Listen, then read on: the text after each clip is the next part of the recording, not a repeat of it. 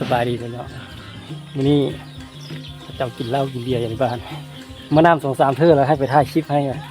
เบิ่งถ่ายน้องไปเบิ่งอย่างนี้บ่ดูดังไปเบิ่งเนาะเมื่อกี้นี่ก็มาน้ำนี่ยากเมื่อกี้โอ้ไปถ่ายคลิปให้เบิ่งดิย่างไปเบิ่งอยู่นี่มาน้ำ3เทื่อแล้วไปถ่ายคลิปกันว่าเบิ่งกินเหล้าให้แล้วอยากลงคลิปนะฮะอยากถ่ายคลิปบ้านข้างหน้านี่โอ้บรรยากาศเขียวงามดีเนาะบ้านนี่งามแรงๆเลยเบิ่งไปกินเหล้าให้คุณนะมีคนมาเห็น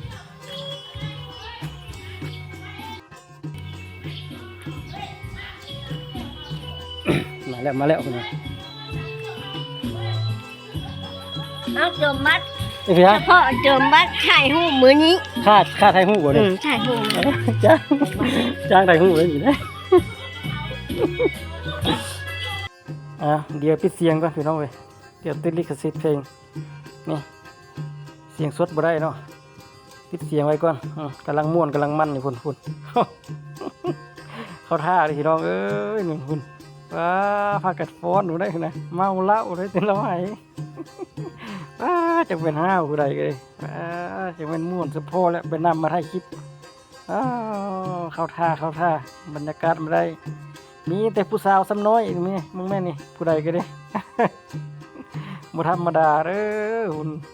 จะเป็นรุ่นใดแล้วเด้อนี่รุ่น3รุ่น4อยู่แล้วนี่ตัวคักลายบรรยากาศแบบนี้หายากเด้อพี่น้องเด้อคือสิได้ชมแบบนี้นะคุณทักฟ้อนทั้งกินผู้ใดนั่งกับฟ้อนยืนกับฟ้อนหุ่น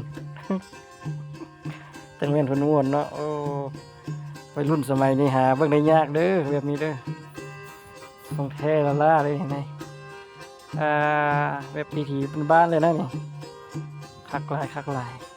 กินแล้วหายเมาเลยกับฟ้อนนี่นะเปิดเสียงเพลงเสียงล่ำแล้วก็ฟ้อนโอ้นี่แหละมีความสุขหลายหาใส่บุได้แล้วความสุขแบบนี้นะโอ้เสียดายเนาะเปิดเพลงบุได้เปิดเสียงสดบุได้ยัดติดลิขสิทธิ์เพลงนี่แค่นี้ม่วนคักเลยโอ้สุดยอดดูเราหายได้ยังไงเอ็กได้หาเอ็กท่าอีกโอ้ธรรมดาเด้อสาวสำน้อยสมัยนี้วัยรุ่นของแท้เลยของแท้เลยดูดกับสีดูดเราให้นะโอ้คักลายพี่น้องเลยคุณนะให้บักไงเราให้นี่ก็คักดีเนาะดูเป็นดูดพี่น้องเอ้ยเราให้บ้านทางหน้านี่นะสาวกับสาวบ้านทางหน้าทั้งเบิดนี่นะวัยรุ่นธรรมดาเนี่ยบ่กล้าแข่งหรอกนี่แต่ของแท้ละล่ะนี่นะธรรมดาอย่ามาใกล้เลยเซ็ตเลยคักลายแบบนี้แล้วความสุขหาซื้อบ่ได้พี่น้องเอ้ย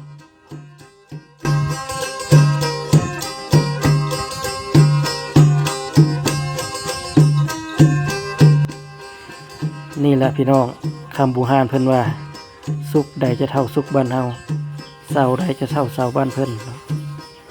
อยู่เมืองฟ้าก็มีแต่แดดกับฝนอยู่เมืองคนมีแต่กินกับมวลนี่แหละเพิ่นว่านะพี่น้องเอ้ย